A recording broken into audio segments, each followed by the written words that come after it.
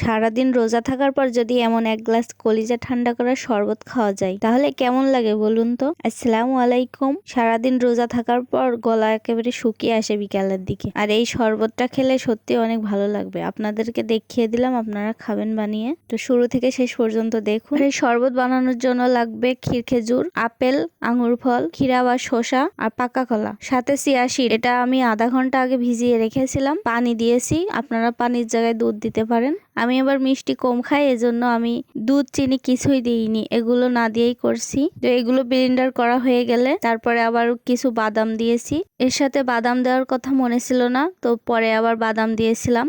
দেওয়ার পর আবার ব্লেন্ডার করেছি। যেহেতু চিনি দেওয়া নেই সেহেতু সবাই খেতে পারবে এটা। যাদের ডায়াবেটিস রোগ আছে কিংবা যারা স্বাস্থ্য সচেতন, ওজন কমাচ্ছে, তারা এটা বেশি ভালো খেতে পারবে। এর সাথে আপনার বাড়তি হিসাবে আবার টক দই দিতে পারেন। আমার টক দই ছিল না ঘরে, এজন্য আমি দিইনি। আর এই শরবতটা খেলে সারাদিনের রোজার ক্লান্তি একেবারে দূর হয়ে যাবে। সত্যি অনেক মজা। আমি রোজা ছিলাম বলে আমি খাইনি, কারণ ইফতারের সময় খেয়েছি, আমার আগেই খেতে ইচ্ছা করছিল।